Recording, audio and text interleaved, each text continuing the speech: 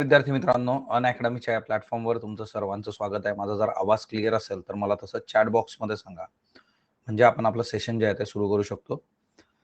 Good evening all of you. Good evening Praful, Sushant. Okay, thank you Praful.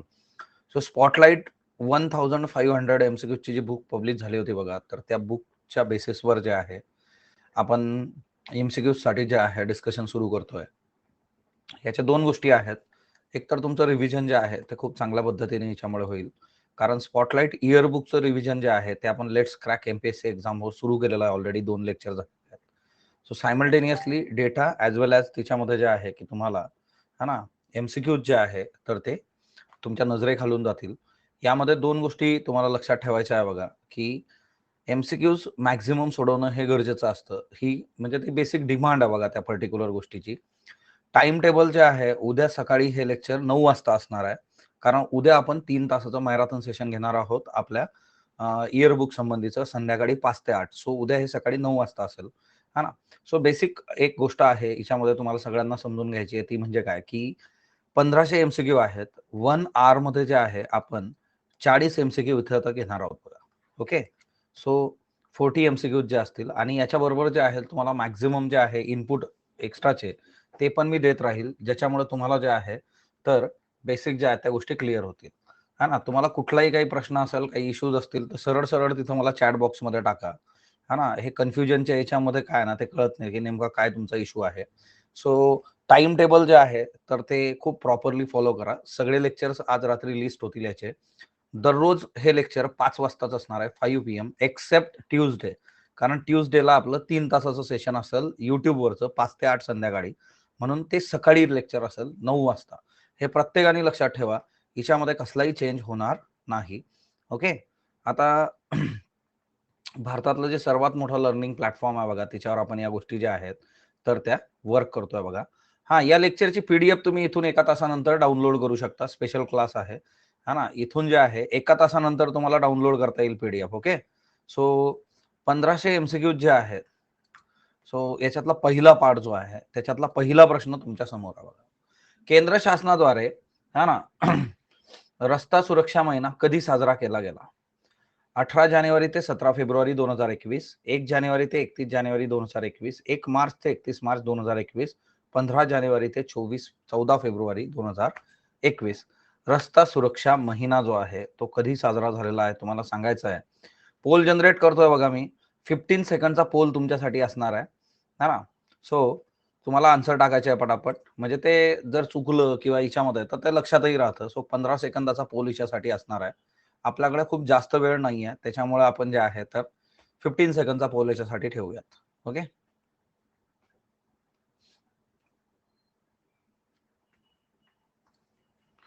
चला, maximum लोकांनी उत्तर बरोबर दिलेलं आहे बघा. 18 जानेवारी ते 17 फेब्रुवारी जे आहे, एक याचं उत्तर आहे की केंद्र शासनाद्वारे, हा ना, रस्ता सुरक्षा महिना जो आहे जो तो आपण साजरा केलेला आहे, तर तो 18 ते 17 फेब्रुवारी 2021. गुड. Next one.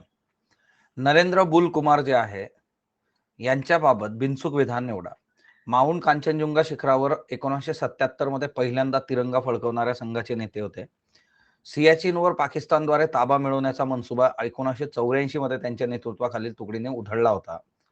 फक्त अ, फक्त ब, अ ब यापैकी नाही. सो पोल जनरेट केलेला आहे बघा. उत्तर तुम्हाला टाकायचं आहे.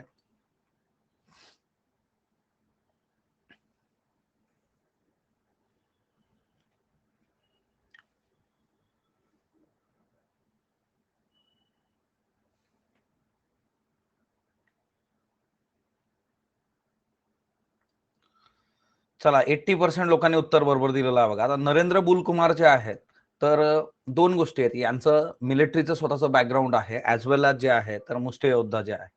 सो माउंट कांचनजुंगा शिखरावर जे आहे 1977 मध्ये पहिल्यांदा तिरंगा फडकवला होता, आणि सियाचीनवर पाकिस्तानचा ताबा मिळवण्याचा मनसुबा 1984 मध्ये त्यांनी उधळून लावला होता, आणि म्हणूनच सियाचीन इथल्या एका शिखराला त्यांचं नाव देण्यात आलं. तिथला जो एक पॉइंट आहे त्याला त्यांचं नावही देण्यात आलेलं आहे. त्यांचं निधन झाल्यामुळे ते न्यूज मध्ये होते. सो याचं जे उत्तर आहे ते अ आणि ब असे दोन्ही आहे बघा. पुढचा प्रश्न घ्या. फास्टॅग बाबत बिनचूक विधान निवडा. ही संकल्पना 2016 पासून सुरू करण्यात आली. याची मुदत जी आहे तर ती 5 वर्ष आहे. फक्त फक्त अ, ब यापैकी नाही. सो तुम्हाला उत्तर द्यायचं आहे बघा. पोल जनरेट केलेला आहे. फास्टॅग.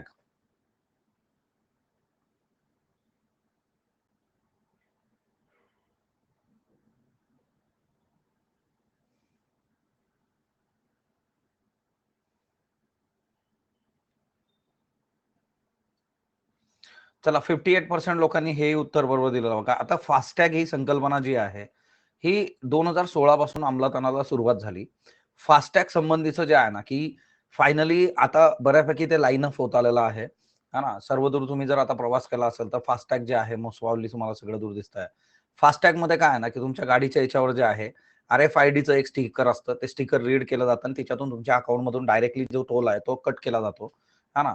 आणि याच्यासाठीची मुदत जी आहे बघा, एकदा तुम्ही फास्टॅग घेतल्यानंतर ती 5 इयर्स आहे. सो दोन्ही स्टेटमेंट इथं जे आहे, तर ते बरोबर आहेत इन केस ऑफ फास्टॅग. पुढचा प्रश्न. 31 डिसेंबर 2020 रोजी नव्या कृषी कायद्याविरोधात कोणत्या राज्याच्या विधानसभेमध्ये ठराव मांडण्यात आला? पंजाब, केरळ, तमिळनाडू, पश्चिम बंगाल जे आहे बघा. पोल जनरेट केलेला आहे. तुम्हाला उत्तर टाकायचं आहे.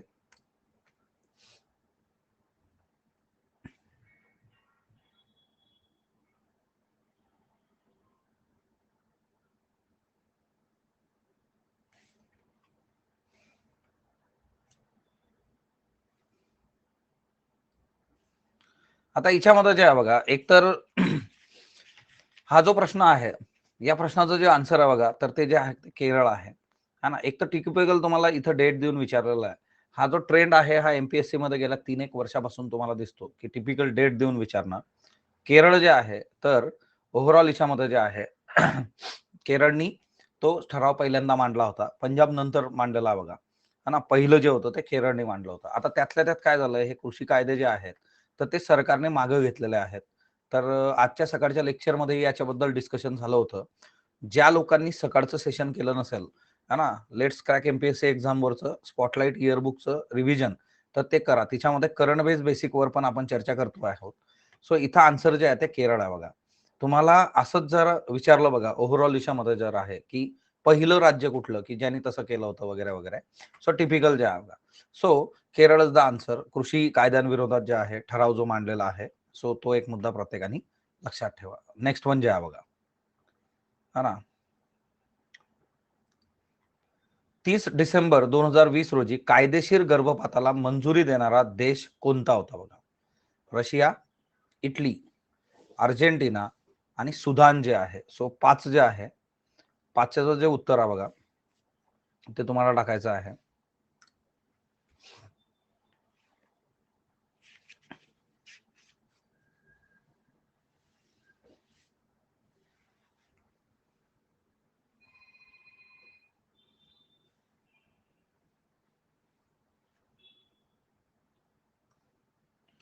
मॅक्सिमम लोकांनी याचं उत्तर जे आहे ते बरोबर दिलेलं आहे बघा. आता 30 डिसेंबर 2020 रोजी कायदेशीर गर्भपाताला मंजुरी देणारा देश जो आहे तो अर्जेंटिना आहे. ओके. आता ओव्हरऑल याच्यामध्ये कसं आहे ना, की बऱ्याचशा देशांमध्ये गर्भपात ही जी गोष्ट आहे ती आजही जे आहे, तर ती एंटरटेन होत नाही. ओके. आता याला कायदेशीर मंजुरी देणारा अर्जेंटिना हा जो देश आहे, तो तुम्हाला लक्षात ठेवायचा आहे 30 डिसेंबर 2020 जे आहे. ओके. आणि अशी न्यूज जी आहे, की दररोज येत नाही बघा. म्हणजे या देशाने आज दिलं, त्या देशाने उद्या दिलं. टिपिकल कधीतरी न्यूज येते. त्याच्यामुळे या डेटचं तेवढंसं वैशिष्ट्य इथं नाहीये. ओके. सो टिपिकली जे आहे अर्जेंटिना इज द आन्सर. मग आता तुम्हाला भारताच्या बाबतीमध्ये गर्भपातासंबंधीचे बेसिक्स माहित पाहिजे, की जे आता कायदा जो आहे तो इयरबुकमध्ये मी घेतलेला आहे. तर तो होईल आपल्या रिव्हिजनमध्ये, की किती वीक्स पर्यंत तुम्ही गर्भपात करू शकता वगैरे, वगैरे जे आहे. भारताच्या बाबतीतले जे मुद्दे आहेत बघा. है ना? सो तो एक फार महत्त्वाचा आस्पेक्ट आहे, की ज्यावेळेस तुम्हाला जे आहे, की आंतरराष्ट्रीय स्तरावर अशा न्यूज येतात. तुम्ही त्याला जे आहे भारताशी कोरिलेट करणं. चला यांनी टाकलं बघा कृष्णा आहे किंवा विजयश्री आहे. तर 24 आठवडे जे आहे, हां ना, आधी जे होतं ते 20 होतं. 21-24 गेलेलं आहे. म्हणजे हे रेफरन्सेस तुम्हाला तिथं पटापट क्लिक होणं फार गरजेचं आहे बघा. पुढचा प्रश्न. महाराष्ट्र निवडणूक आयोगाने ग्रामपंचायत सदस्यत्वासाठी कितवी पास असण्याची अट ठेवली आहे? 5वी, 7वी, 8वी, 10वी जे आहे बघा. ओके. सो याच्यामध्ये जे आहे 6व्याचं जे उत्तर आहे बघा.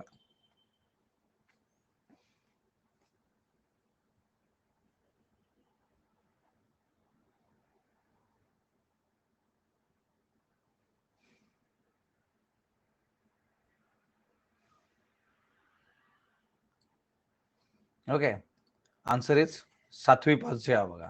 है ना, काही लोकांना इथं 5वीचं कन्फ्युजन होतं, काही लोकांनी ते विचारलं होतं मला. सो आन्सर इज आपल्याकडे जो रेफरन्स आहे बघा, तो इज 7th स्टँडर्ड जे आहे, की महाराष्ट्र निवडणूक आयोगाने ग्रामपंचायत सदस्यत्वासाठी जे आहे कितीवी पास होण्याची अट ठेवली आहे जी, ओके सॉरी, ग्रामपंचायत सदस्यत्वासाठी जे आहे, है ना, 7वीची जी आहे बघा. ओके, सो ओव्हरऑल जे आहे तर तो एक मुद्दा लक्षात ठेवा. तरी पण आता याचे जे रेफरन्सेस आहेत, हा सगळा मुद्दा कधी आला होता, ज्यावेळेस म्हणजे डायरेक्टली निवडणूक होती बघा, सरपंचाची निवड आहे, तर त्या केसमध्ये जे आहे, है ना, तर मग हे मी तुम्हाला येत्या काळात अजून जे आहे प्रॉपर याचे रेफरन्सेस घेऊन एकदा क्लिअर करणार आहे. कारण याचे प्रॉपर रेफरन्सेस हा न्यूजपेपरचा हे आहे बघा, हा जो प्रश्न आहे तो न्यूजपेपर डेटावर आधारित आहे. सो बऱ्याचदा न्यूजपेपर मधला जो डेटा असतो तिच्यामध्येही टेक्निकली आपल्याला काही गोष्टी आढळतात. सो मी परत एकदा ह्याचं एक्सप्लेनेशन जे आहे ते प्रॉपरली तुम्हाला है ना एकदा क्लिअर करून ते आपण विथ प्रूफ्स जे आहे गव्हर्नमेंट जी आर, तर ते मी तुम्हाला दाखवेल 1-2-4 दिवसामध्ये. कारण आता आपण रोज भेटणार आहोत त्या केसमध्ये. सो हा जो प्रश्न आहे तेवढा तो एक लक्षात ठेवा. दिलीप गोटा खिंडीगर खालीलपैकी कोणत्या विषयाशी संबंधित आहेत? गणित, विज्ञान, इतिहास, भूगोल जे आहे. तुम्हाला उत्तर टाकायचं आहे बघा.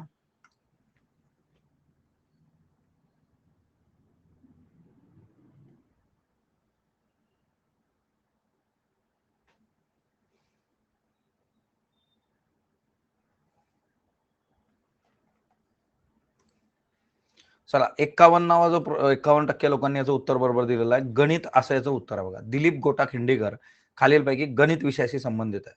आता एक तर बेसिक कसं आहे ना, की जे लोक न्यूजमध्ये आहेत, पीपल इन न्यूज जे असतं, पीपल इन न्यूज. तर पीपल इन न्यूजवर तुम्हाला काम करायचं आहे, की कुठल्या विषयाशी कोणती व्यक्ती संबंधित आहे ते तुम्हाला बघावं लागेल. म्हणजे ओव्हरऑल याच्यामध्ये जे आहे, गणित असेल, विज्ञान असेल, इतिहास, भूगोल किंवा असाच एक प्रश्न याच याच्यामध्ये तुम्हाला एक 38 किंवा 39 नंबरवर आहे, की ती व्यक्ती कुठल्या क्षेत्राशी संबंधित आहे. ओके. सो दिलीप गोटा खिंडीकर हे न्यूजमध्ये होते आणि ते गणित या विषयाशी संबंधित आहे बघा. म्हणजे टीचिंग आणि ऑल दॅट, तर तो सगळा मुद्दा जो आहे. सो तुम्हाला तो एक रेफरन्स जे आहे, तर तो नीट लक्षात ठेवायचा आहे, की कुठली व्यक्ती कुठल्या अनुषंगाने न्यूजमध्ये येत असते, तेवढं बघितलं पाहिजे. आता लकीली तुम्हाला असा वन लाईनर येऊ शकतो, असे चान्सेस फार कमी आहेत. ओके. आपण सगळ्या प्रकारचे प्रश्न बघूयात. हा ना, की एखाद्या व्यक्तीबद्दल जे आहे ते जास्तीचे स्टेटमेंट जे आहेत, तर ते येत्या काळामध्ये तुम्हाला 1500 एमसीक्यू आहेत, तिच्यामध्ये ते कव्हर होत राहील बघा. है ना. 2019च्या तुलनेत 2020 मध्ये शेतकरी आत्महत्येचं प्रमाण घटलं आहे. शेतकरी आत्महत्यांचा थेट संबंध शासकीय योजनांची अंमलबजावणी व शासकीय ध्येय धोरणांची आपण जोडू शकतो. फक्त फक्त दोन्ही योग्य यापैकी नाही. सो पोल जे आहे तो जनरेट करतोय बघा. हा ना, 8व्या प्रश्नाचं उत्तर तुम्हाला जे आहे तर ते द्यायचं आहे.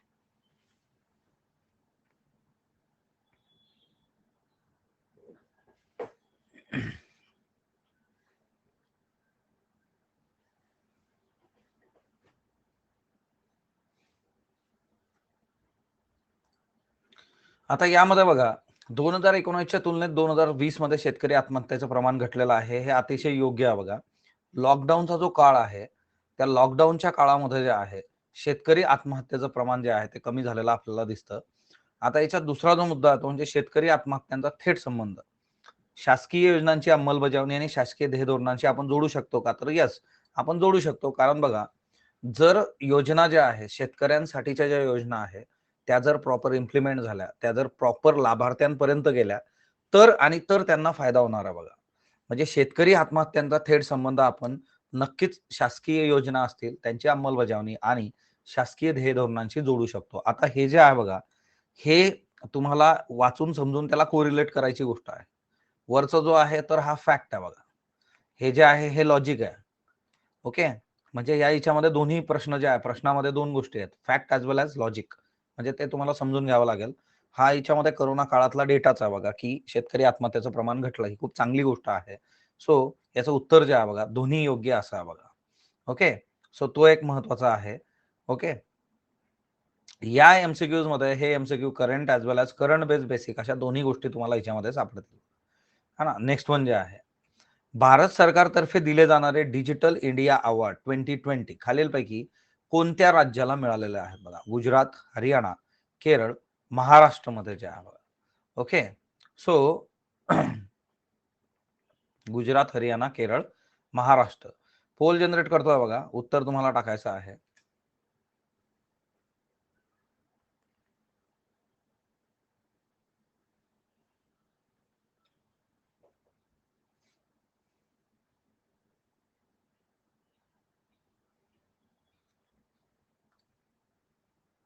याच्यामध्ये जे आहे हरियाणा इज द आन्सर है ना. डिजिटल इंडिया अवॉर्ड जे आहे, आता बऱ्याचदा असं वाटू शकतं की दुसरं कुठलं स्टेट असेल का. डिजिटल इंडिया म्हटल्यानंतर आपण केरळ सारखा विचार, गुजरातचा विचार करू शकतो. Answer is Haryana. फॅक्ट जे आहेत बघा, ते फॅक्ट्स किंवा जो डेटा आहे तो माहीत असणं का अपेक्षित असतं, त्याचं रिझन हे आहे. ओके. सो ओव्हरऑल याच्यामध्ये जे आहे डिजिटल इंडिया अवॉर्ड 2020 जे आहे, तर त्याचं जे उत्तर आहे तर ते हरियाणा आहे. ओके. आणि हे जे अवॉर्ड्स वगैरे आहेत बघा, वेगवेगळ्या याच्यात स्वच्छ सर्वेक्षण पण तुम्हाला करायचं आहे बघा, हा ना. अशा महत्वाच्या ज्या गोष्टी आहेत त्या ऑलरेडी विचारण्याचा प्रघात आपल्या याच्यात आहे राज्यसेवेमध्ये, तर तो आपल्याला बेनिफिशियल ठरतो. सो हा प्रत्येकाने मुद्दा लक्षात ठेवा. नेक्स्ट वन, वाघांचे आयुसीएन स्टेटस खालीलपैकी कोणते आहे बघा. वाघ जे आहे, वाघाचं आयुसीएन स्टेटस खालीलपैकी कुठलं आहे. Critically endangered, vulnerable, list concern आणि इंडेंजर्ड जे आहे. सो वाघांचं आयुसीएन स्टेटस तुम्हाला सांगायचं आहे.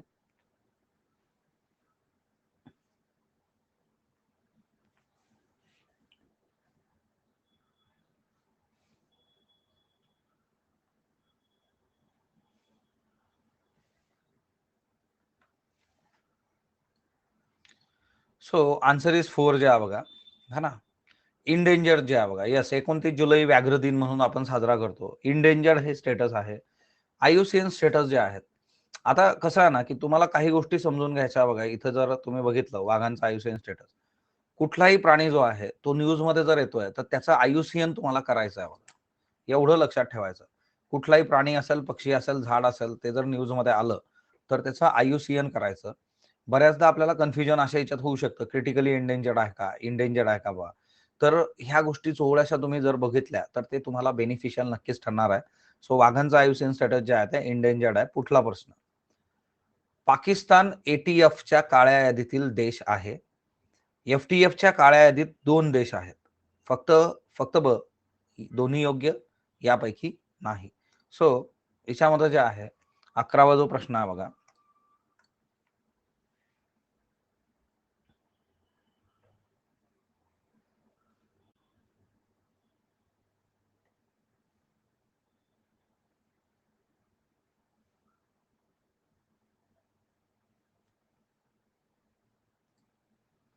है ना. 53% लोकांनी उत्तर बरोबर दिलं. आता याच्यामध्ये जे आहे की बऱ्याच लोकांना कन्फ्युजन झालं. एक गोष्ट जी आहे ती म्हणजे काय, की पाकिस्तान हा काळ्या यादीत नाही आहे बघा, तो करडे यादीमध्ये आहे, ग्रे लिस्ट मध्ये आहे. भारताने खूप प्रयत्न केलेले आहेत, हे लावून ठेवलेलं आपण, की यांना जे आहे तर ते ग्रे लिस्ट मध्ये टाकलं पाहिजे पाकिस्तानला. पण चीनच्या मुळे जो आहे तो काळ्या लिस्ट मध्ये जे आहे जात नाहीये, ब्लॅक लिस्ट मध्ये चीन त्याला सपोर्ट करतोय बघा. ओके. आता याच्यामध्ये जे आहे की काळ्या यादीत 2 देश आहेत, तर हे बरोबर आहे बघा. कुठले कुठले 2 आहेत, तर नॉर्थ कोरिया जो आहे आणि इराण जो आहे बघा. ओके. सो ओव्हरऑल याच्यामध्ये फक्त दुसरं स्टेटमेंट जे आहे ते योग्य आहे. कारण बघा हे 2च देश ब्लॅक लिस्ट असल्यामुळे तुम्हाला ते विचारलं जाण्याचे चान्सेस जास्त आहेत. ॲज वेल ॲज पाकिस्तान जो आहे तो ग्रे लिस्ट मध्ये कधीपासून आहे, तर करड्या लिस्ट मध्ये 2018 पासून आहे बघा तो. आता 2021 आलं. दरवेळेस दरवर्षी जे आहे ते कॅल्क्युलेशन केले जातात. आणि एफएटीएफ जे आहे, फायनान्शियल ऍक्शन टास्क फोर्स जी आहे बघा, यांचं काम जे असतं की मनी लॉन्ड्रिंग किंवा टेररिस्ट फायनान्सिंग जे आहे तर त्याला पैसा पुरवता कामा नये, याच्यासाठी ते काम करत असतात. 2018 पासून पाकिस्तान हा ग्रे लिस्ट मध्ये आहे, लक्षात असू द्या. ओके. किशोर मासिकाला 50 वर्षे पूर्ण झाली. किशोर मासिक हे बालभारतीद्वारे प्रकाशित केलं जाते. फक्त फक्त दोन्ही बिनचूक यापैकी नाही, है ना. सो तुम्हाला उत्तर द्यायचं बघा. किशोर मासिक तुमच्यापैकी कोणी कोणी वाचलं बरं, सांगा बरं किशोर मासिक जे आहे.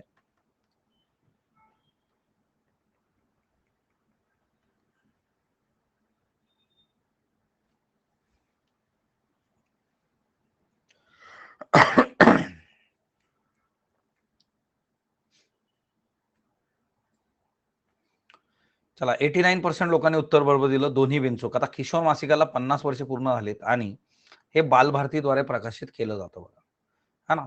आता चांदोबा तुम्हाला आठवतं का, चांदोबावर पण आपण प्रश्न केला होता. चांदोबाशी रिलेटेड एका व्यक्तीचं निधन झालं होतं. आपण चांदोबावर पण प्रश्न तयार केला होता की चांदोबा हे मूळ कुठला बघा. सतीशने उत्तर दिलं तेलगू. तर ते असं वाटतं की आपण हे मराठी असेल, पण तसं नाहीये. आता किशोर मासिक जे आहे त्याला 50 इयर्स जे आहे ते पूर्ण झालेत आणि ते बालभारतीद्वारे जे आहे तर ते प्रकाशित केलं जातं.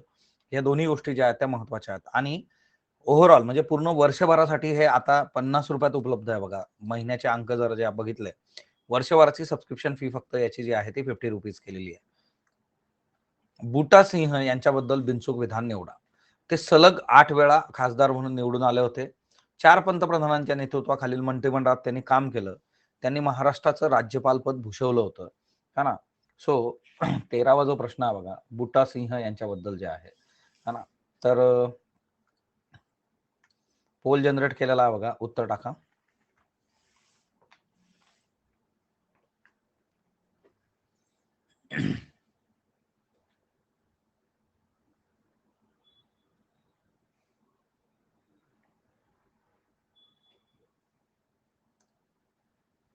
आता 60% लोकांनी हे उत्तर बरोबर दिलेलं आहे, की आता बूटा सिंग हे राजकारणातलं एक महत्त्वाचं व्यक्तिमत्व आहे बघा. तर इथं ते सलग 8 वेळा खासदार आहे. म्हणजे प्रश्न का विचारलेला आहे त्या व्यक्तीवर ते पण महत्त्वाचं आहे. म्हणजे तुम्ही विचार करा, सलग 8 वेळा खासदार असणं ही जोक नाहीये. आणि त्याच्यामुळे जे आहे, की 4 पंतप्रधानांच्या मंत्रिमंडळात ते होते. फक्त ते महाराष्ट्राचे राज्यपाल वगैरे नव्हते. तर त्यांनी बिहारचं राज्यपालपद भूषवलं होतं बघा. संतोषने हा रेफरन्स दिलेला आहे आणि है ना, ओव्हरऑल याचं जे उत्तर आहे ते अ आणि ब असं आहे बघा. ओके.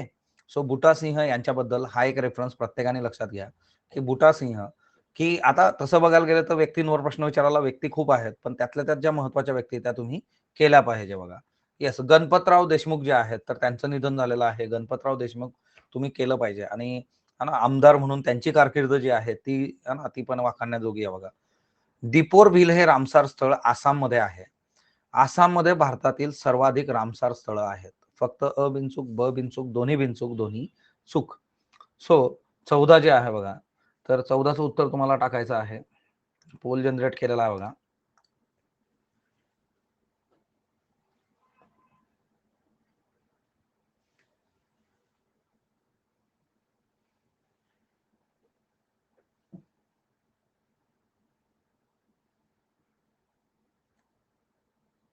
चला 52% लोकांनी उत्तर बरोबर दिलं. बऱ्याच लोकांचं कन्फ्युजन झालं दोन्ही बिनचूकमध्ये.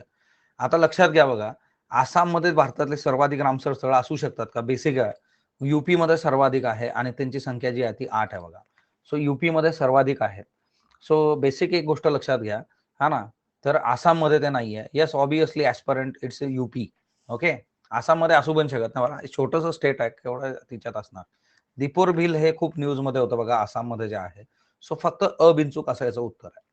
आता तुम्ही मला सांगा, भारतामधलं सर्वात मोठे रामसार स्थळ काय आहेत ना, तर वेटलँड जे आहेत बघा, पाणथळ क्षेत्र जे आहे, तर त्याचा वाईज यूज करणं असा त्याचा उद्देश आहे.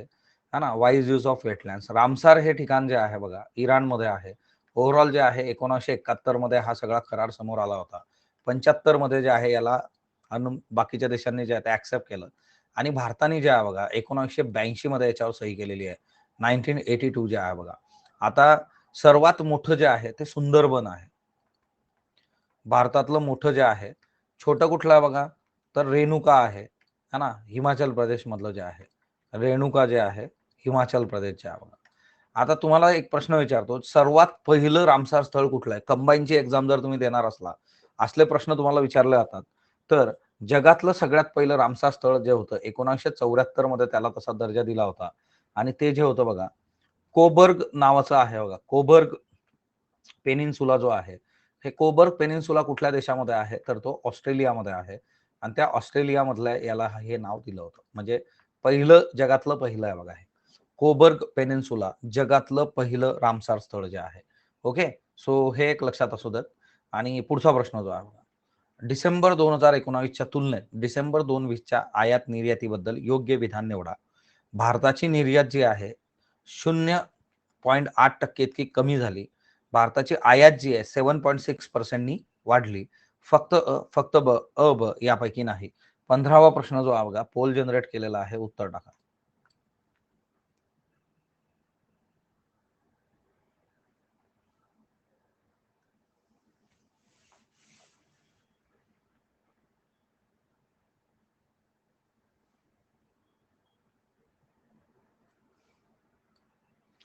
65% लोकांनी हे उत्तर बरोबर दिलेलं आहे बघा. आता बघा, मी तुम्हाला एक गोष्ट फार क्लिअर सांगितली बऱ्याचदा. आयोगामध्ये इतकं टिपिकल ज्यावेळेस तुम्हाला हे दिलं जातं ना, तर त्यावेळेस त्याचे बरोबर असण्याचे चान्सेस खूप जास्त असतात. हा प्रश्न त्याच्यासाठी बनला आहे.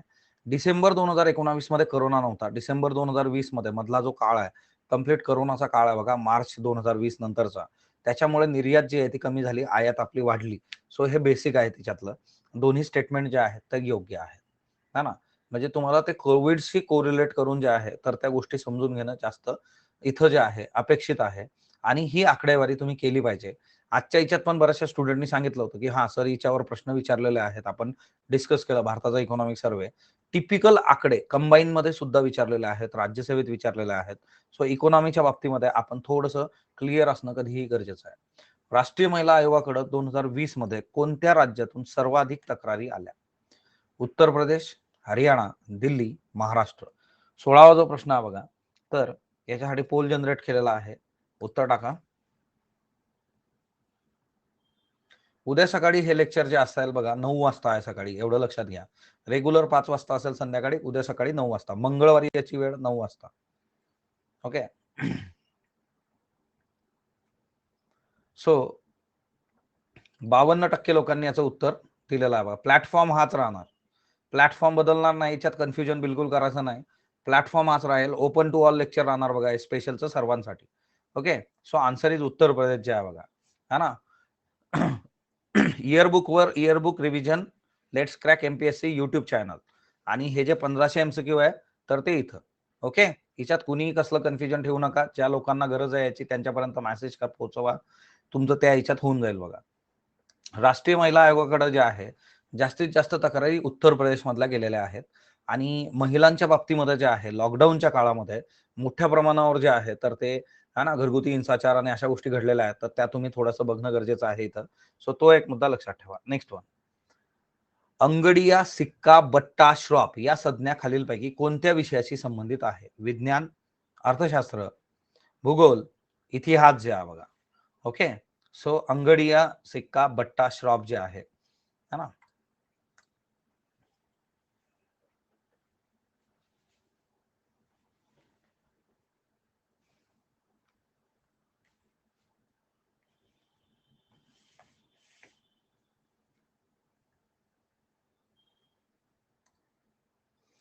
चला, मॅक्झिमम लोकांनी उत्तर बरोबर दिलं. काही लोक कन्फ्युज झाले. अर्थशास्त्राशी संबंधित आहेत बघा हे.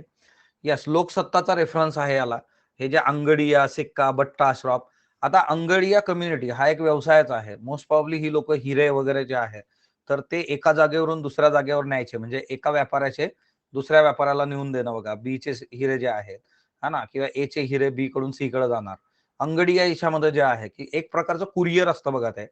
आणि थोडा रिस्की पण आहे हा सगळा व्यवहार, पण हे ट्रस्टवर चालतं बघा सगळं. सो अंगडिया, सिक्का, बट्टा, श्रॉफ हे अर्थशास्त्राच्या संज्ञा आहेत. लोकसत्ता पेपरमध्ये याच वर्षाच्या सुरुवातीला जे आहेत बघा तर ते लेख याच्या संबंधीचे होते आणि त्याच्यातून हा प्रश्न आपण घेतलेला आहे बघा. याच्या एक्सप्लेनेशनचा अजून एक प्रश्न येईल पुढे. देशाची मध्यवर्ती बँक असावी अशी संकल्पना 1773 मध्ये वॉरेन हेस्टिंगने मांडली होती. विनिमय दर निश्चित करण्याच्या कार्याला सर रॉबर्ट क्लाइव्ह यांनी सुरुवात केली. फक्त फक्त अ ब यापैकी नाही, हा ना. 18वा जो प्रश्न आहे बघा, तर पोल जनरेट केला, उत्तर टाका.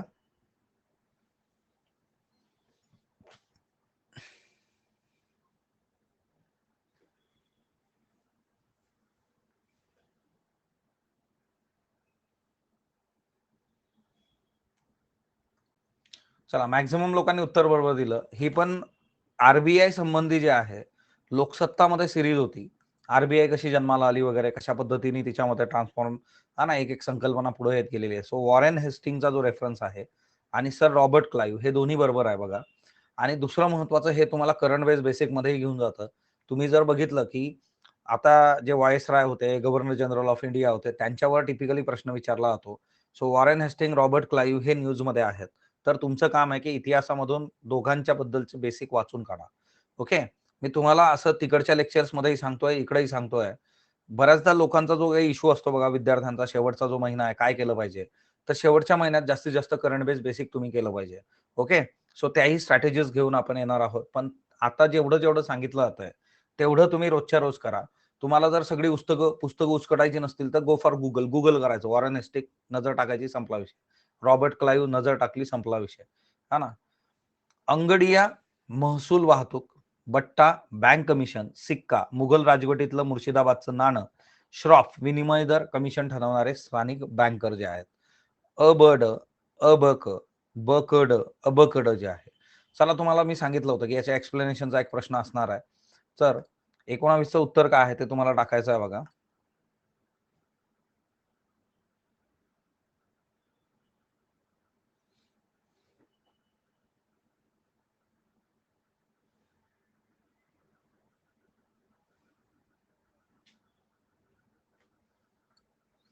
चला 92% लोकांनी उत्तर बरोबर दिलं. आता इथं बघा, अंगडिया जे आहे महसूल वाहतूक, बट्टा बँकेचं कमिशन, सिक्का नाणं जे आहे बघा, सिक्का आपण आजही म्हणतो ना, शिक्का जे आहे, सिक्का जो आहे, नाणं जे आहे, है ना?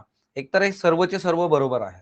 मी तुम्हाला सांगितलं होतं, की वाहतूक जी आहे, एका ठिकाणाहून दुसऱ्या ठिकाणी अंगडिया जे करतात बघा, है ना? बट्टा म्हणजे बँकेचं कमिशन आहे आणि श्राफ ही एक कम्युनिटी आहे बघा. स्थानिक बँकर जे आहेत, की जे एक्सचेंज रेट जे आहे ते ठरवतात. सो अ, ब, क, ड असं याचं उत्तर आहे आणि हे सर्वचे सर्व स्टेटमेंट जे आहेत ते योग्य आहेत बघा. ओके. सो हे प्रत्येकाने लक्षात ठेवायचं आहे. आता हे तुम्हाला असंच असं लावून का दिलं, तर एमपीएससीचे जुने पेपर तुम्ही कुठलेही बघा. MPSC previous year question papers जिथं असं मिसलेनियस असतं, की जे आपल्या वाचण्यात नाहीये. नवीन गोष्ट आहे, मिसलेनियस आहे. त्याचे जर सरळ-सरळ उत्तर जोड्या लावून दिलेल्या आहेत बघा तिथं. तुम्ही कुठलेही पेपर आपण 13 ते 20च्या एनालिसिसचे पेपर जे आहेत, लेट्स क्रॅक एमपीएससीवर ऑलरेडी बघितले आहेत. ज्या लोकांनी ते लेक्चर बघितलं नाही त्यांनी ते लेक्चर बघा. म्हणजे तुम्हाला अजून गोष्टी ज्या आहेत त्या क्लिअर होतील बघा. Next one. व्याघ्र प्रकल्पाबाहेर सर्वाधिक व्याघ्र मृत्यू होणारं राज्य महाराष्ट्र आहे. राष्ट्रीय व्याघ्र संवर्धन प्राधिकरणाची है ना अधिकृत आकडेवारी टायगर नेट या संकेतस्थळावर नोंदवली जाते. फक्त फक्त अ, ब यापैकी नाही. सो 20वा जो प्रश्न आहे बघा, तर त्याचं जे उत्तर आहे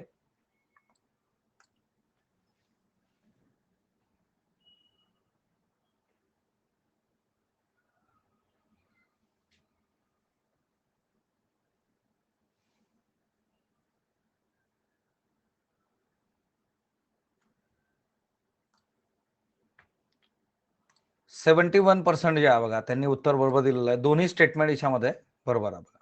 आता बघा, व्याघ्र प्रकल्पाबाहेर सर्वाधिक मृत्यू होणार राज्य महाराष्ट्र आहे. पण तुम्ही जर असं बघितलं, की मृत्यू होणार सर्वात जास्त मृत्यू जे आहे, तर answer will be MP. Okay. व्याघ्र प्रकल्पाच्या बाहेर जे आहे, है ना? तुम्ही जर बघितलं, तर मुद्दा एकदम क्लिअर आहे, की एमपी इज द आन्सर. आणि जर तुम्हाला फक्त व्याघ्र प्रकल्पाबाहेर सर्वाधिक मृत्यू बघायचे असतील, तर महाराष्ट्र आणि ओव्हरऑल मध्ये एमपी आहे. आणि टायगर नेट जे आहे बघा, तिच्यावर राष्ट्रीय व्याघ्र संवर्धन प्राधिकरणाची अधिकृत आकडेवारी असते, हा ना, वाघांबद्दलची. सो तो एक महत्वाचा आस्पेक्ट आहे. टायगर नेट जे आहे बघा. सो अ आणि ब असे दोन्ही स्टेटमेंट जे आहे, तर ते इथं योग्य आहेत. तर तो एक मुद्दा लक्षात असू देत, है ना? त्याच्यानंतर इथं आय थिंक एक येस आरबीआय वर प्रश्न नक्की येऊ शकतो संतोष. याच्यावर सिरीज चाललेली आहे लोकसत्ताची. आरबीआय प्रत्येकाने नीट करावं का. त्याच्यानंतर जे आहे की बाटा आणि बट्टा सिस्टीम जे आहे ते आता तिच्यामध्ये कसं आहे ना बघा, की ही जी बट्टा सिस्टीम आहे ती जुन्या याच्यातला तो रेफरन्स आहे, है ना? आताच एकदा बघावं लागेल, आपल्याला चेक करावं लागेल की काही चेंजेस आहेत. ओके. इन्फ्लुएन्झा विषाणू H5 चे उपप्रकार किती आहेत? 5, 9, 4, 7 चे आहे. ओके. फॅक्च्युअल आहे बघा एकदम. तुम्हाला सायन्समध्ये असे प्रश्न विचारण्याची टेंडन्सी खूप जास्त आहे आयोगाची. टिपिकल फॅक्च्युअल विचारतात बघा.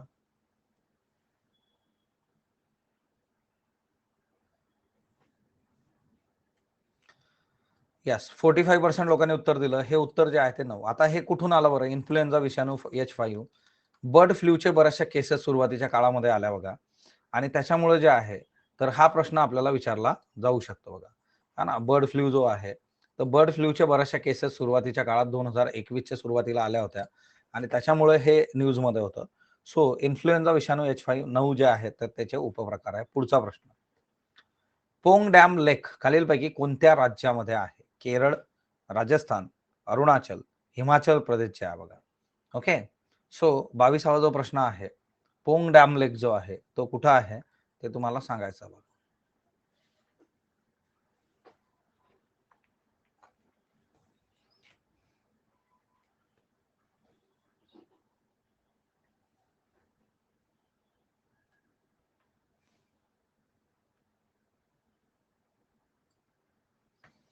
फोर्टी 46% लोकांनी उत्तर बरोबर दिलं बघा. हिमाचल प्रदेश जे आहे. आधीचा प्रश्न जसा बर्ड फ्लूशी संबंधित होता, हाही त्याच्याशी संबंधित प्रश्न आहे. हा जो पोंग डॅम लेक आहे बघा, या पोंग डॅम लेकच्या आजूबाजूला जे आहे ते पक्षी मरून पडले होते. मोठ्या प्रमाणावर पक्षी मरून पडले होते आणि त्याच्यामुळे मग हा पोंग डॅम लेक जो आहे तो न्यूजमध्ये आला होता. ओके. याच्या आधी पोंग डॅम लेकचे मी तुम्हाला खूप जास्तीचे डिटेल्स जे आहेत ते जनरल दिलेले आहेत. फक्त आता सर्वांनी एक गोष्ट लक्षात ठेवा, हे रिव्हिजन लेक्चर्स आहेत आपले. आपल्याला 1500 एमसीक्यू रिवाइज करायचे आहेत. त्यामुळे आपण थोडं स्पीडमध्ये जातोय. Answer will be Himachal Pradesh बघा. पुढचा प्रश्न घ्या. भारताच्या मिशन अंटार्क्टिका बद्दल बिनचूक विधान ओळखा. गोवा आणि पोर्ट टाउन येथून मोहिमा पाठविल्या जातात. भारतीय आणि मैत्री स्थानकातील माहिती दरवर्षी गोळा केली जाते. 2020चं 40वे मिशन होतं. ब्रिटनच्या व्हॅसिलिटी गोलोविन या जहाजातून भारतीय संशोधक 2020च्या मोहिमांसाठी रवाना झाले. फक्त अबड, अबकड आणि बक. सो तुम्हाला उत्तर द्यायचं आहे हा ना. याच्यासाठीचा पोल जनरेट केलेला आहे.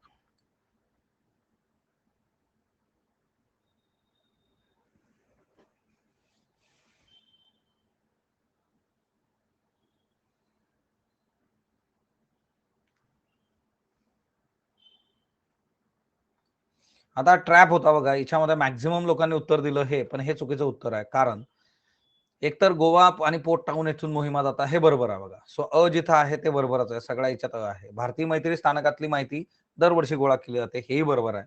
तुम्हाला जर आठवत असेल तर तुम्हाला भारतीय आणि मैत्री कसे आहेत फोटो तुम्हाला मी दाखवले होते. 2020चं मिशन हे 40वे मिशन आहे, हेही बरोबर आहे बघा. आता बघा, तर हे तर इथंच कट होऊन जातं कारण तिच्यात क नाहीये. फक्त मुद्दा इथं जो आहे इलिमिनेशन, ब्रिटन जे आहे, तर ब्रिटन नाही रशिया जे आहे. सो इथं आहे हा ना. त्याच्यामुळे जे आहे अ ब क जे आहे बघा. ओके. मिशन अंटार्क्टिका जे आहे. सो आपण जानेवारी फेब्रुवारी मार्च असं स्पॉटलाइटचं एक पुस्तक काढलं होतं 3 महिन्यांचं. त्यावेळेस परीक्षा होईल असा सोकळा कयास जो होता त्या केसमध्ये. तर त्याच्यामध्ये हे सगळे डिटेल्स मी दिले होते. हे डिटेल्स आता इयर बुक मध्ये ते ऍड केलेलं नाही कारण ते रिपीट तेच ते आलं असतं बघा. ओके. पण तुमचं हे जे आहे तर ते कव्हर होईल ज्या याच्यामध्ये आपण रिव्हिजन घेतोय ना, तर रिव्हिजन मध्ये ते कव्हर केलं जाईल. So don't worry about that. है ना. सो लेट्स क्रॅक एमपीएससीचे जे लेक्चर्स आहेत ते मिस नाही करायचे. आता हे एक लक्षात ठेवा. त्याच्यानंतर पुढचा जो प्रश्न आहे बघा. जयपाल सिंह मुंडा हे भारताचे पहिले आदिवासी हॉकीपटू होते. मायकल किंडो हे पद्मश्री मिळवणारे पहिले आदिवासी क्रीडापटू होते. फक्त अयोग्य, ब योग्य, दोन्ही योग्य यापैकी नाही. 24वा जो प्रश्न आहे बघा, तर उत्तर तुम्हाला द्यायचं आहे.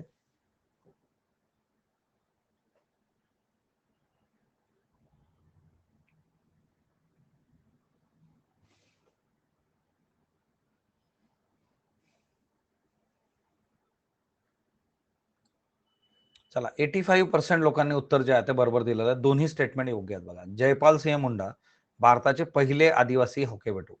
एकदम कंबाईन फ्रेम हे आहे बघा. कंबाईनला विचारलं जाऊ शकतं अशी गोष्ट आहे. मायकल किंडो हे पद्मश्री मिळवणारे पहिले आदिवासी क्रीडापटू होते. हेही बरोबर आहे. पहिले है ना. कंबाईन साठीचा एकदम टिपिकल डेटा आहे. दोन्ही स्टेटमेंट जे आहे ते योग्य आहेत बघा. म्हणजे हा प्रश्न विचारण्यामागचं रिझन तेच आहे की हे पहिल्यांदा असं घडलेलं आहे इन केस ऑफ ट्राईब जे आहे.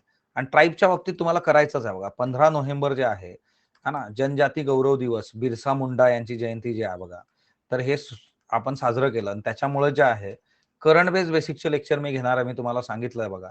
तर ट्राईब जे आहेत, पीबीटीजी जे आहेत, तर ते तुम्हाला करावं लागेल. हे फार महत्वाच्या गोष्टी आहेत हा ना. आदिवासी उठाव जे आहेत, सो उलगुनान जे आहे बघा, यस त्याच्यावर ऑलरेडी प्रश्न युपीएससी एमपीएससी सगळ्या दूर विचारून झालेला आहे. उलगुनान जे आहे ते कंबाईन मध्ये युपीएससी प्रिलिम्स मध्ये जे आहे. सो ट्राईब्स बद्दलचे बेसिक रेफरन्सेस पीबीटीजी वर तुम्हाला डायरेक्टली आर्टिकल आहे बघा. स्पॉटलाइट इयरबुक 2021 मध्ये जे आहे हा ना. करंटली 75 पीबीटीजी आहे आजपर्यंत सांगितलंय. सर्वात जास्त पीबीटीजी कोणत्या राज्यात आहे सांगा बरं कमेंट बॉक्समध्ये हा ना. आणि तुम्ही जेवढं ऍक्टिव्ह राहाल बघा तर तेवढं तुम्हाला फायदा होईल. या seats Odisha excellent. Next one. महाराष्ट्रामध्ये किती आहेत बरं? फुटबॉलमध्ये सर्वाधिक गोल खालीलपैकी कोणाच्या नावावर आहेत? पेले, रोनाल्डो, जोसेफ बिकान आणि मेस्सी जे आहे बघा. ओके. सो याचं जे उत्तर आहे ते तुम्हाला द्यायचं आहे.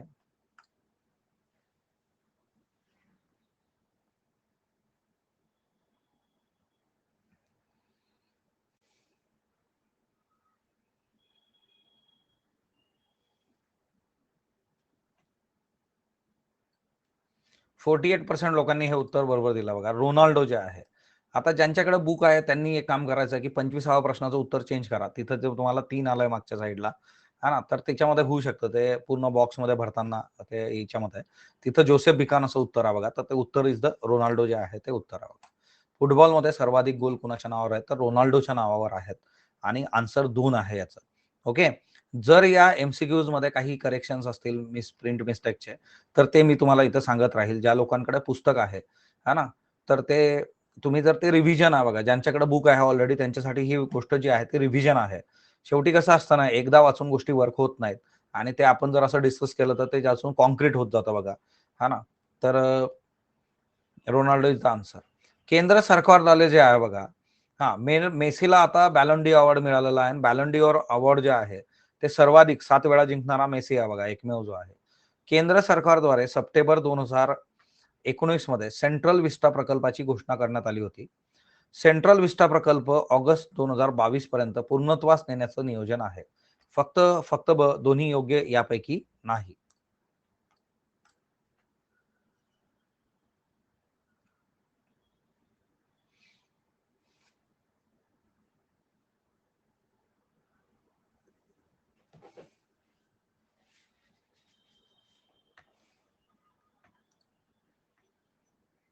चला आता याच्यात मुद्दा जो आहे, यस 75वा इंडिपेंडन्स डे आहे बघा. टाटा कंपनीकडे हे आहे. आता फक्त इथं मी डायरेक्ट टिपिकल ऑगस्ट 2022 टाकलंय. कारण हे आधी होतं. आता मधल्या काळात याच्या ज्या न्यूज आहे बघा, त्याची लेटेस्ट न्यूज जी आहे 3 डिसेंबरची न्यूज आहे. 3 डिसेंबर 2021. त्या 3 डिसेंबर 2021 नुसार हे ऑगस्ट 2022च्या ऐवजी आता त्यांचं जे लक्षात आहे ऑक्टोबर 2022 आहे बघा. तुम्हाला इतकं टिपिकल विचारणार नाही. तुम्हाला ते वर्ष जर विचारलं 2022 तर इट्स 2022 हे त्यांचं टार्गेट आहे. कारण तुम्ही जर याच्या न्यूज बघितला तर कोरोनामुळे सगळं गणित मागे पुढे झालेलं आहे. नोव्हेंबर 22 पर्यंत आता ते ऑक्टोबर पर्यंत त्यांनी घेतलं. सो हे स्टेटमेंट जे आहेत ते दोन्ही जे आहेत ते सेंट्रल विस्टा याच्यावर बरेच वादविवाद झालेले आहेत. सेंट्रल विस्टावर कितीतरी केसेस जाऊन पडलेल्या आहेत बघा. हा ना.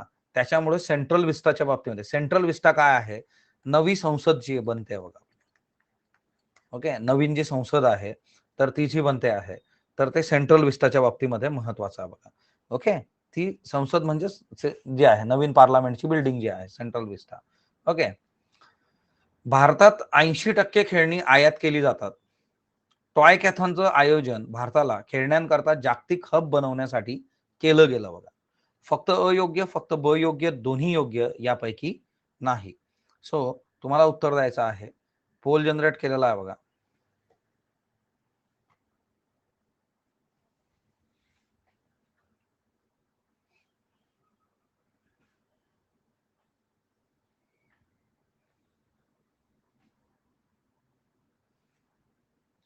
चला 89% लोकांनी उत्तर जे आहे ते बरोबर दिलेलं आहे बघा. भारतात 80% खेळणी जी आहेत ती आयात केली जातात. बरोबर आहे.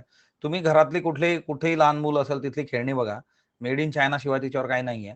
टॉय कॅथॉनचं आयोजन जे आहे तर भारताला खेळण्यांचं हब बनवायचं जागतिक स्तरावर तो मुद्दा आहे बघा. सो दोन्ही याच्यामध्ये योग्य आहे.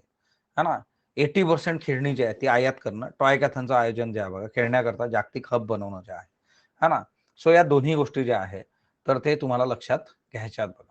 ओके. दोन्ही स्टेटमेंट योग्य आहेत. त्यात काही एक वाद नाहीये.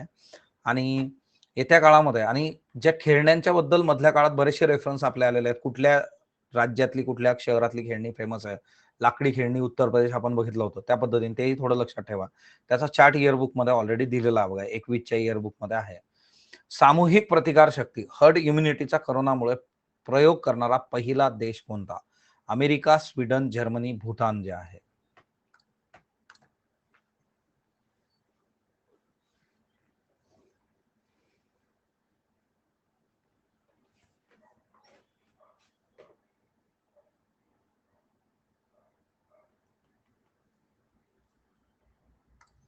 चला 52 लोकांनी बरोबर सांगितलं तर आन्सर इज स्वीडन जे आहे बघा. आता हर्ड इम्युनिटी काय असते? हर्ड इम्युनिटीमध्ये कुठलंही लॉकडाऊन वगैरे काही लावायचं नाही. जे काही चालू आहे ते जसं तसं चालू द्या. जी लोक जगतील ती जगतील, जी लोक नाही जगणार ती नाही जगणार. म्हणजे सर्वांना एकदा कोरोना होऊन गेला की त्यांच्यामध्ये ती इम्युनिटी जी आहे ती येऊन जाते. त्याला हर्ड इम्युनिटी असं म्हणतात. आता स्वीडन वगैरे सारखा देश हे करू शकतो कारण त्यांचं पॉप्युलेशन कमी आहे. तिथल्या ज्या पायाभूत सुविधा आहेत त्याही चांगल्या आहेत. भारतासारखा देश करू शकतो का असं? हा ना. आता याच्यामध्ये दुसरं आहे की हायब्रिड इम्युनिटी असा एक नवीन कन्सेप्ट समोर आहे आता, की आता या ओमायक्रॉनच्या बाबतीमध्ये जे आहे की तिथेही तो म्हटला होता की हायब्रिड इम्युनिटी हे आपल्याला हेल्प करणार. आता हायब्रिड इम्युनिटी म्हणजे काय? एखाद्या व्यक्तीला कोरोनाचा डोस कोविड-19 झाला बघा, पॉझिटिव्ह आहे. तो तिच्यातून बरा झाला, प्लस त्याने व्हॅक्सिन घेतला बघा. व्हॅक्सिनचा एक डोस जो आहे. याला काय म्हटलं जातं? याला हायब्रिड इम्युनिटी म्हटलं जातं. म्हणजे नॅचरली पण तुम्ही अॅक्वायर केली, तुम्हाला कोरोना होऊन गेला, ॲज वेल ॲज लस पण तुम्ही घेताय. हायब्रिड जे आहे बघा, that's why it is hybrid. है ना? हायब्रिड इम्युनिटी सध्या चर्चेमध्ये आहे. हर्ड इम्युनिटी जसं होतं, आता हायब्रिड इम्युनिटी आहे. नेक्स्ट वन, नागरिकांना राहण्यासाठी जे आहे सुरक्षित घरे राज्यघटनेच्या खालीलपैकी कोणत्या कलमाशी संबंधित आहे? कलम 32, कलम 21, कलम 226, कलम 51 अ जे आहे. ओके, सो 29वा प्रश्न आहे.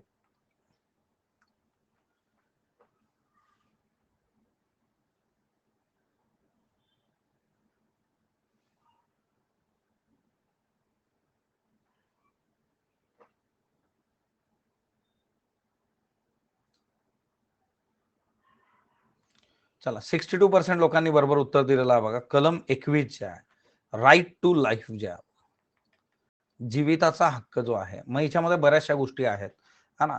राईट टू लाईफ जे आहे बघा, सुरक्षित घरं जी आहेत, है ना? मी तुम्हाला सांगितलं की या एमसीक्यूज मध्ये जे आहे करंट बेसिकचे जे एमसीक्यू आहेत, जे मुद्दे चर्चेमध्ये येत असतात बघा, है ना? So UPSC previous year, right to marriage and article 21 जे आहे, यस. म्हणजे एकतर तुम्हाला ते जे आर्टिकल आहे, आता इथं साधी गोष्ट आहे बघा, 51 याचा काही संबंध नाही, आणि 32 आणि 226 तसंही बघितलं तर पर्याय तुम्हाला सुचवतात की हे जे आहे ना की रेमेडी जे आहे बघा, 32-26 जे आहे, सुप्रीम कोर्ट आहे, हायकोर्ट आहे, याचा काही संबंध येत नाही. आन्सर 21 जे आहे, तर हे चुकायला नको होतं बघा, ज्या लोकांचं चुकलं. थोडासा तुम्ही जर विचार केला तर ते तुम्हाला क्लिक होईल बघा आन्सर. पुढचा जो प्रश्न आहे आपला, द प्रेसिडेन्शियल इयर्स हे पुस्तक कोणाशी संबंधित आहे? प्रतिभा पाटील, एपीजे अब्दुल कलाम, रामनाथ कोविंद, प्रणव मुखर्जी जे आहे. अतिशय सरळ सरळ प्रश्न आहे बघा हा. इतक्या वेळा डिस्कस केलेला आहे आपण. तुम्हाला याचा फोटो वगैरे पण दाखवलेला आहे मी. फक्त आता इट्स अ रिव्हिजन, म्हणजे फास्ट याच्यात जायचं आपल्याला, म्हणून आता फोटो वगैरे नाही, डायरेक्ट डेटा कंटेंट ओरिएंटेड काम 1 महिना आपण करूयात.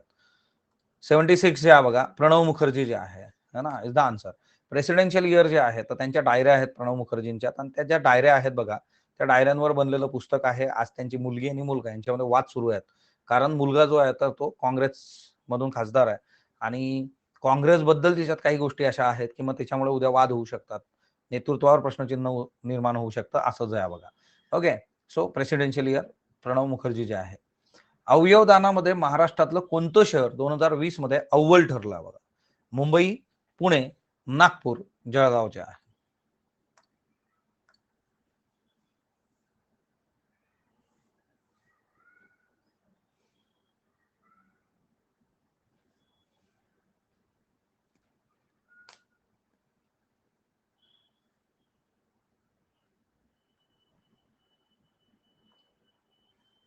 73% लोकांनी जे आहे ते उत्तर बरोबर दिलेलं आहे बघा. अवयवदानामध्ये जे आहे पुणे हे शहर जे आहे तर ते अव्वल ठरलेलं आहे. सो तो एक रेफरन्स लक्षात ठेवा. म्हणजे आता हे जिथं जिथं वेगवेगळ्या रिपोर्टमध्ये अव्वल वगैरे जे असतं, आता ते करंटमध्ये तुम्ही वाचताच डेटामध्ये, ते प्रश्नातून एकदा आलं ते जरा आपल्याला फिट होऊन जातं बघा डोक्यामध्ये. Pune. Indian cities happiness report 2020 नुसार भारतातील सर्वात आनंदी शहर कुठलं आहे बघा? लुधियाना, अहमदाबाद, चंदीगड, पुणे. सर्वात आनंदी शहर भारतातलं कुठलं आहे ते आपल्याला सांगायचं आहे. सो 32वा जो प्रश्न आहे बघा, त्याच्यासाठी पोल जनरेट करतोय. उत्तर टाका.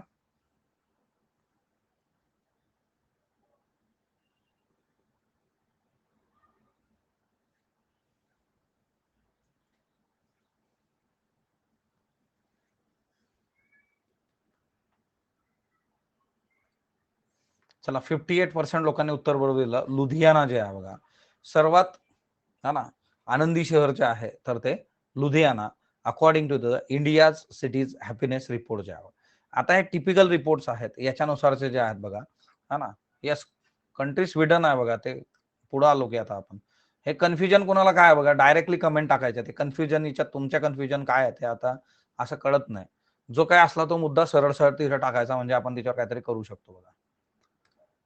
सप्टेंबर 2020 मध्ये पंतप्रधान नरेंद्र मोदी व श्रीलंकेचे समपदस्थ यांच्यात संयुक्त शिखर बैठक झाली होती. जानेवारी 2021 मध्ये भारताचे परराष्ट्र मंत्री एस जयशंकर यांनी कोरोना नंतरच्या काळात सहकार्यासाठी श्रीलंकेला भेट दिली बघा. फक्त फक्त ब अ ब यापैकी नाही. 33वा जो प्रश्न आहे बघा, याचं उत्तर जे आहे ते तुम्हाला टाकायचं आहे.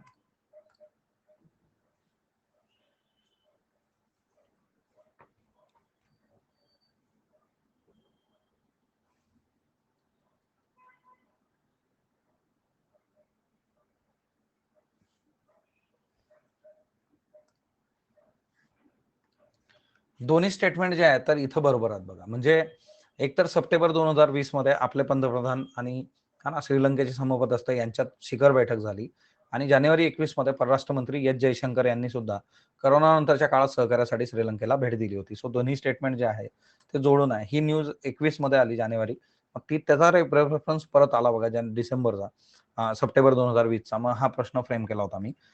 खालीलपैकी आखाती सहकार परिषदेचा सदस्य नसलेला देश ओळखा. कुवेत, इराण, बहरीन, युएई जे आहे.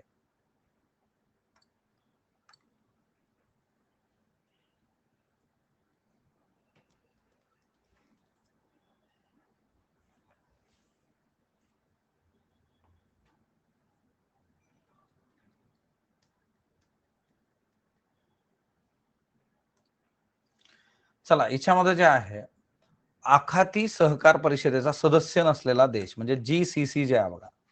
जीसीसीचा सदस्य कोण नाही आहे? इराण जे आहे तो नाही आहे बघा.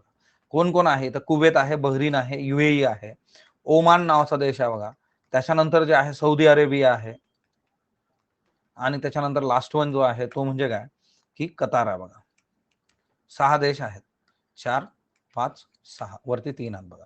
जीसीसी मॅप पण तुम्हाला बऱ्याचदा दाखवलेला आहे. प्रश्न ऑलरेडी विचारून झालेला आहे बघा. सुखना तलाव खालीलपैकी कोठे स्थित आहे? चंदीगड, हिमाचल प्रदेश, उत्तराखंड, उत्तर प्रदेश. 35वा प्रश्न जो आहे.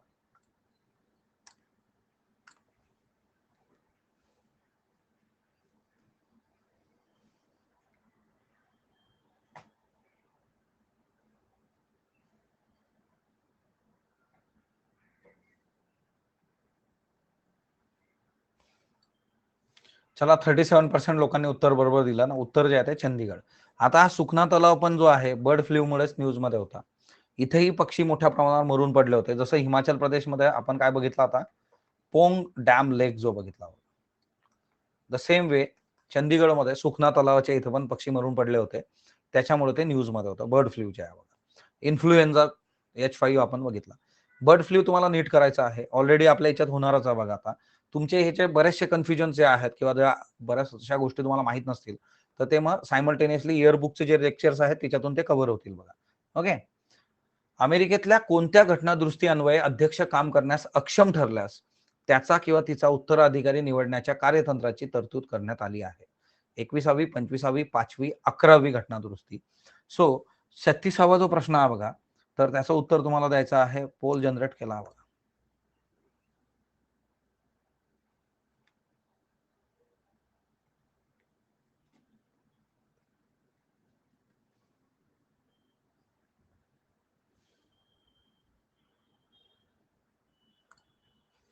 चला, याचं जे उत्तर आहे बघा 25वी घटनादुरुस्ती जी आहे त्याच्यानुसार आपण असं अमेरिकेच्या बाबतीमध्ये करू शकतो.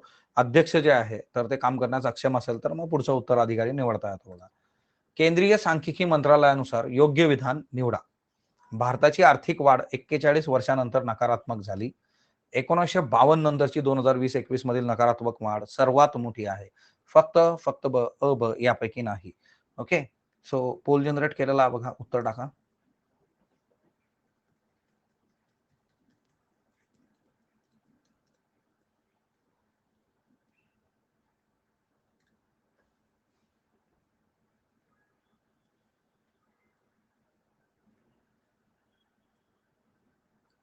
सेव्हन्टी नाईन जे आहे बघा. ओके. 79 जे आहे इंग्लिशमध्ये काय पाहिजे वैष्णवी ते टाकायचं बघा. इंग्लिशमध्ये सगळं नाही सांगू शकत.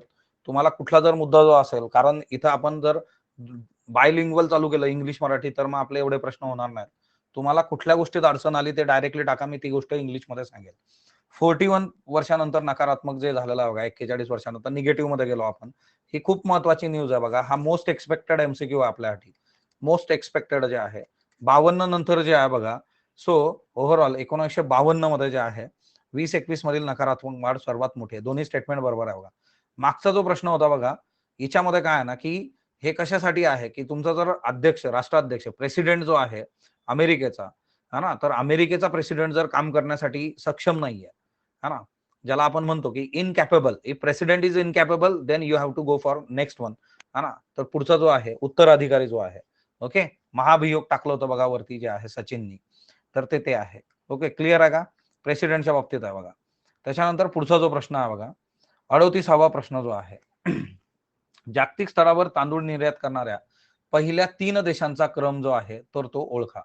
Bharat, Thailand, Vietnam, Thailand, Vietnam, Bharat, Vietnam, Thailand, Bharat, है ना, भारत, थायलंड आणि व्हिएतनाम, थायलंड, भारत जे आहे. सो उत्तर टाका.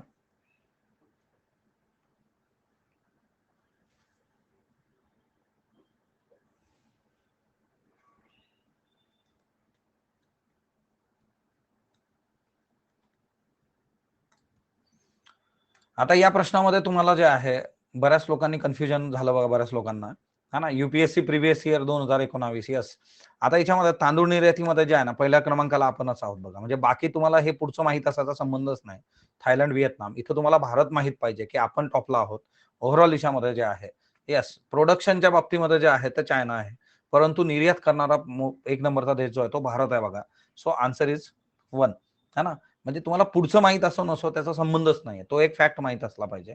39, सत्यपॉल हे खालीलपैकी कोणत्या क्षेत्राशी संबंधित आहेत? अर्थशास्त्र, इतिहास, फॅशन, दूरसंचार जे आहे.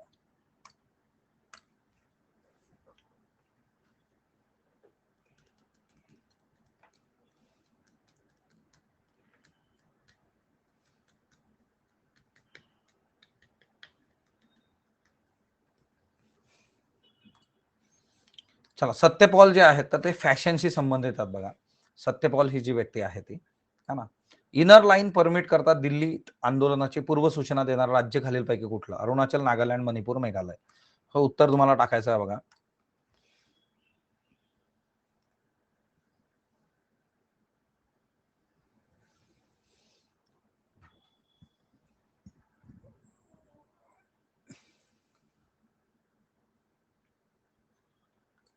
इथेही बऱ्याच लोकांना कन्फ्युजन झालं. आता साधी गोष्ट आहे, तुम्हाला हे माहित पाहिजे की इनर लाईन परमिट कोणाला आहे? अरुणाचलला आहे, नागालँडला आहे, मणिपूरला आहे आणि मिझोरामला आहे बघा.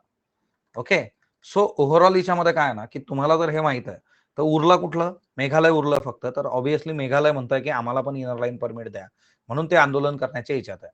इनर लाईन परमिट जे आहे बघा, बेंगॉल ईस्टर्न फ्रंटियर जे आहेत रेग्युलेशन 1873, त्याच्यानुसार आहे. तुम्हाला या राज्यांमध्ये जायचं असलं तर परवानगी घ्यावी लागते. म्हणजे तुम्ही असं म्हणू शकत नाही की मी लक्ष्मीकांत वाचलं होतं एमपीएससी युपीएससी करताना, ते आर्टिकल 19 मध्ये म्हटलं की जावा कुठं पण भारतामध्ये, हा ना, असं चालणार नाही. राईट टू मुवमेंट वगैरे नाही, तिथे इनर लाईन परमिट लागतं. कागद लागतो हातात एक की तुम्हाला एंट्री करायला परमिशन आहे. दॅट्स इट जे आहे.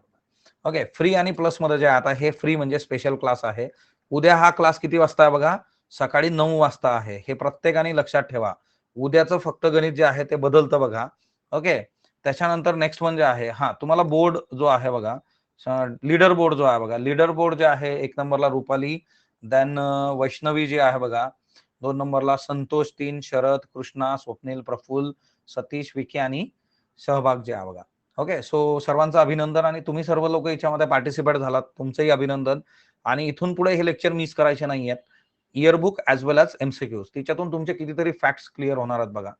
हे पहिलं सेशन होतं. उद्याचं सेशन सकाळी 9ला आहे, कारण उद्याचं फक्त मंगळवारी जे युट्यूब आहे ते संध्याकाळी 5 ते 8 आहे बघा. याच्यात कसलंही कन्फ्युजन नाही. डेली हे 5लाच असणार संध्याकाळी. ओके, लिमिटेड सिलेबस असतो फ्रीमध्ये, limited practice test, limited PDF, doubt clearing regular नाहीये. Complete syllabus, unlimited practice test, unlimited PDF आणि डाऊट क्लिअरिंग सेशन जे आहे प्लसला जे आहे तर ते रेग्युलर असतात. प्लसला आपलं इकॉनॉमिक्स सुरू झालं बघा. सो ज्या लोकांना इच्छा असेल तर ते इकॉनॉमिक्स करू शकता तुमच्यापैकी. प्लसला सकाळी 11:30 वाजता इकॉनॉमिक्स आहे. आता या 11 तारखेला बघा, सकाळी 10ला राज्यसेवा पूर्वसाठी टेस्ट आहे. 12ला सकाळी संयुक्त परीक्षेसाठी 10 वाजता टेस्ट आहे. तर या टेस्ट करू शकता, ज्याच्यातून तुम्हाला प्लसला एंट्री मिळू शकते बघा. आपले बरेचसे स्टुडंट जे आहेत तर याच्यातून येत आहे. ही कॉम्बॅक्ट टेस्ट आहे बघा, 19 डिसेंबरला सकाळी 10 वाजता, हा ना. तर याच्यामध्ये बरेचसे प्राइजेस तुम्हाला मिळू शकतात, जसं लास्ट मंथ मध्ये होती त्या पद्धतीने. स्पेशल क्लास सकाळी जो आहे तो उद्या 9 PM ला, 9 AM, not PM, it's AM, सकाळी 9 वाजता जे आहे बघा. ओके, सकाळी 9ला. त्याच्यानंतर हाच क्लास जो आहे पुढचे एमसीक्यू. प्लस मध्ये कसं आहे ना, तुम्ही तुमच्या सोयीने शिकू शकता. नियमित याच्यामध्ये संख्या निरसन आहे. सर्व कोर्सेसला तुम्हाला अमर्यादित प्रवेश हवा. लाईट टेस्ट सिरीज आहे. टॉप एज्युकेटर शिकवतात. पीडीएफ फॉर्मॅटमध्ये आहे. अभ्यासक्रमाचं कव्हरेज आहे, तरी परीक्षेची तयारी आहे बघा. मार्गदर्शन उत्तर लेखन आहे, हे डाऊट क्लिअरिंग प्रत्येक चौथं सेशन जे आहे. बॅच कोर्सेसमध्ये आता आपला हा बॅच कोर्स चालू आहे बघा, इकॉनॉमिक्सचा जो आहे. सो ध्येय बॅच जी आहे, सकाळी 11:30ला हे लेक्चर असतं बघा. सकाळी 11:30ला जे आहे. एका तासाने पीडीएफ याची जनरेट होईल, ती डाउनलोड करा बघा. है ना. 15 डिसेंबरची ही एक बॅच आहे, निश्चय आहे. त्यानंतर हे मंत्रालय, हे पोलीस ऑफिसर, ह्या बॅचेस आहेत. Rajyaseva PSI, STI, ASO, departmental PSI तुम्हाला प्लसमध्ये मिळतं. बग्स बाउंटी म्हणजे काय, की या प्लॅटफॉर्मवर जर काही अनएप्रोप्रिएट तुम्हाला मिळालं, तर तुम्ही ते YouTube डिस्क्रिप्शन मधल्या फॉर्म भरून तुमचं प्राइस क्लेम करू शकता बघा. आणि जो काही प्राइस हाईक आहे, तो तुम्हाला येत्या काळात होऊ शकते प्राइस हाईक. 10% साठी पण शेवटचे काही दिवस आहे असं त्यांचं म्हणणं आहे. सो 12 मंथचे आहे बघा, 10,450, 2 वर्षासाठी 15,200, 10% ऑफ करता तुमच्याकरता कोड आहे बघा, डॉक्टर सुशील. ओके. आणि हे let's crack MPSC एक्झामचं Telegram channel join करा. सो तुम्हाला कुठलं नोटिफिकेशन मिस होणार नाही. Okay. So thank you all of you. आपला कोड लक्षात असू देत. तुमच्या मित्रमैत्रिणींना हे स्पेशल जे लेक्चर करायला तुम्ही हेल्प करू शकता बघा. पीडीएफ इथंच डाउनलोड होईल, एका तासानंतर ही पीडीएफ तुम्ही डाउनलोड करू शकता. सो धन्यवाद विद्यार्थी मित्रांनो. भेटूयात उद्या सकाळी 9 वाजता स्पेशलच्या या लेक्चरमध्ये. धन्यवाद.